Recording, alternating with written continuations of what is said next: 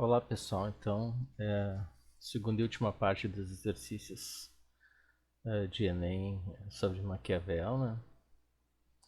Então esse aqui é um Enem de 2019, ó, bem pertinho da gente, né? Então vamos ver. Para Maquiavel, quando o homem decide dizer a verdade, pondo em risco a própria integridade física, tal resolução diz respeito apenas à sua pessoa. Mas se esse mesmo homem é um chefe de Estado, os critérios pessoais não são mais adequados para decidir sobre ações cujas consequências se tornam tão amplas, já que o prejuízo não será apenas individual, mas coletivo. Nesse caso, conforme as circunstâncias e os fins a serem atingidos, pode-se decidir que o melhor para o bem comum seja mentir. Bom, o que ele está dizendo aqui, né? Ele está dizendo exatamente o que a gente conversou em sala de aula sobre a separação entre a ética cristã, que o Maquiavel diz que, bom, individualmente, se tu quiser agir dessa maneira, a responsabilidade é tua, né? A questão do bem, fazer o bem, né? Todas as todos os valores cristãos, né? Fazer o bem, eh, dividir as coisas, tudo que ajudar os pobres, assim, tudo que a ética cristã diz. E se individualmente tu quer fazer isso e correr certo risco, né? Porque lembra que ele diz que os homens são ingratos, são maus, etc. Né? De natureza. Se tu quiser correr o risco, ok. Mas quando há um líder em um estado, e aí a gente vai para a ética política, né? Para proteger o estado, se tiver que mentir, que não não contraria, aliás, mentir contraria a ética cristã, né? Aí a gente cria uma ética política, né? Que é diferente da ética cristã, porque aí nesse caso mentir uh, vai salvaguardar o Estado, né? Então se mente. Então é essa a, a distinção que ele faz entre a ética cristã, onde tu tem uma série de valores que se tu quiser aplicar na tua vida individual, na tua vida pessoal, ok. Mas para a política, nem sempre a gente pode utilizar esses valores. Então há uma ética particular na política, né? Que às vezes então mentir uh, é melhor para o bem comum, certo? Por exemplo, algum segredo de Estado, né? Algum segredo de Estado em que numa lógica de espionagem, por exemplo, que tu tem que proteger. Então, mentira é lícito, né? Em relação a uma ética política para o Estado, certo? Bom, e o texto aponta uma inovação na teoria política na época moderna, expressa na distinção entre. Bom, o que ele está falando? Então ele está falando de valores, né? De valores e ações. Está falando de valores e ações. Se ele está falando de valores, ele está falando de moral, certo? A gente falou em ética política e ética cristã, né? Que são conceitos relacionados, a moral com a ética. Então ele está falando sobre moral. Então seria a letra A, nulidade, preservabilidade da liberdade. Bom, ele não fala em liberdade, ele está falando em moral.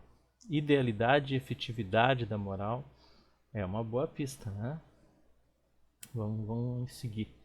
Verificabilidade e possibilidade da verdade. Apesar de ele falar a palavra mentir, o mentir aqui é só um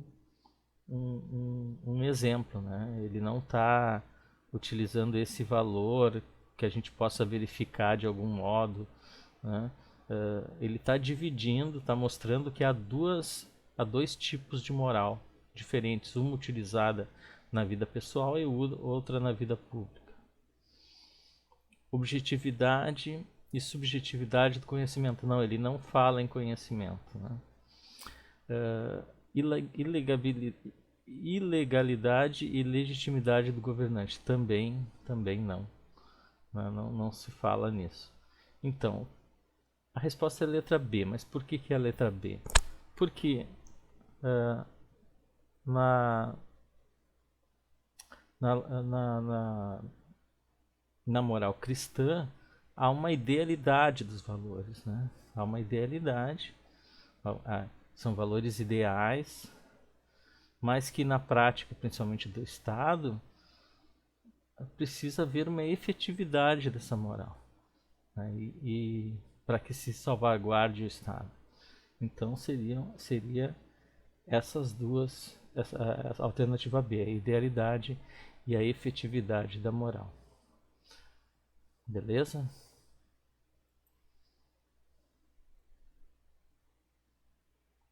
Opa, não é essa.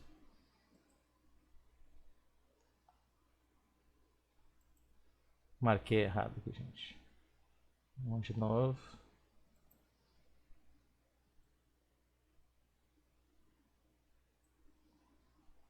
Pronto, deu resvalou ali, mas tá ok.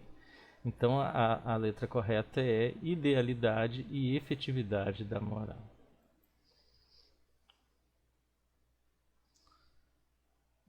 Vamos para a outra questão.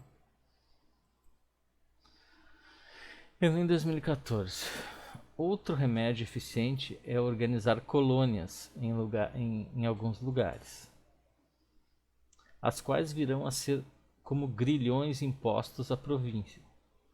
Porque isto é necessário que se faça ou deve-se lá ter muita força de armas. Não é muito que se gasta com as colônias, e sem despesa excessiva, podem ser organizadas e mantidas. Os únicos que terão prejuízos com elas serão os de quem se tomam os campos e as moradias para se darem aos novos habitantes. Entretanto, os prejudicados serão a minoria da população do Estado, e, dispersos e reduzidos à penúria, nenhum dano trarão ao príncipe. E os que não forem prejudicados terão por isso que se aquietarem, temerosos que o mesmo lhes suceda. Também é um trecho de Maquiavel, né, do livro do Príncipe, o livro do Príncipe de Maquiavel. Bom, pergunta, né? Em O Príncipe, Maquiavel apresenta conselhos para a manutenção do poder político, como deste trecho que tem como objeto a... Bom, a primeira coisa que a gente entende, né, que ele quer organizar colônias, levar a população do seu principado, da sua república, para algum lugar que ele recentemente dominou, né? E isso é uma maneira de assegurar o domínio sobre aquela região, né? Então ele diz, né, outro remédio eficiente é organizar colônias. Então organizar é trazer pessoas do seu estado para aquele lugar que foi dominado recentemente. Essas colônias virão a ser como grilhões impostos à província, ou seja, é uma espécie de impor esse domínio, né, sobre essa província que a recém foi dominada, né? Porque isso é necessário que se faça ou deve-se lá ter muita força de armas. Então, se ele não colonizar, quer dizer, não trazer pessoas para colonizar aquela região, ele vai ter que despender de um exército muito grande. Não é muito que se gasta com as colônias, ele diz, né? Então, e sem despesa excessiva podem ser organizadas e mantidas, né? Os únicos que terão prejuízos com elas serão os de quem se tomam os campos e as moradias para se darem aos novos habitantes. Então o que ele vai fazer? Ele vai trazer pessoas da região dele, que ele é príncipe, vai levar para esse lugar recém conquistado, vai jogar na rua alguns habitantes, né, alguns habitantes de lá, e vai colocar essas pessoas que ele trouxe da sua própria região. E ele ainda diz, né, os prejudicados serão a minoria, né, não vai ser muita gente, né? E dispersos e reduzidos à penúria, ou seja, ele vai jogar na rua os caras, né, mas como eles são proporcionalmente poucos, nenhum dano vai trazer ao príncipe, né? Nenhum. E os que não forem prejudicados terão por isso que se aquietarem, temerosos de que o mesmo lhe suceda. E os outros que não perderam a casa e o campo vão ficar com medo, né? A ideia de colocar medo, né? Vão ficar com medo de perderem futuramente. Então, entendendo o texto, a gente vai para a pergunta de novo.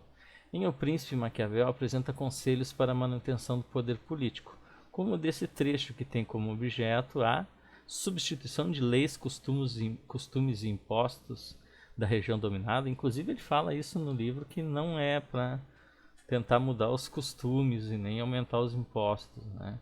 Em seguida, transferência de inimigos da metrópole para a colônia, não. Se ele transferir inimigos da metrópole, ou seja, da região dele, né, para o lugar que ele recém conquistou, a colônia, esses inimigos se juntarão com os rebeldes da colônia. Algum rebelde que tenha lá. Então não é isso. Distribuição de terras para a parcela do povo dominado que possui maior poder político. Ele vai dar terras, então, para uma parte do povo dominado que possui maior poder político. Não, porque ele não fala isso aqui. Ele não fala. Até poderia ser uma estratégia, mas ele não fala. Expansão do principado com migração populacional para o território conquistado. Isso. Então, expansão do principado com migração populacional para o território conquistado. Então é isso, né? É trazer o pessoal da metrópole e colocar na colônia, né? Para, de certa forma, pressionar as pessoas que moram lá e não perderam suas casas. Algumas vão perder, mas como ele diz, uma minoria, então ele vai pelo medo, vai assustar então esses que não perderam e eles vão provavelmente andar na linha, digamos assim. Implantação de um exército armado constituído pela população subjugada. Implantar um exército constituído pela população que foi conquistada. Né? Isso é um tiro no pé. Né? Então é letra D, né, gente? Certo?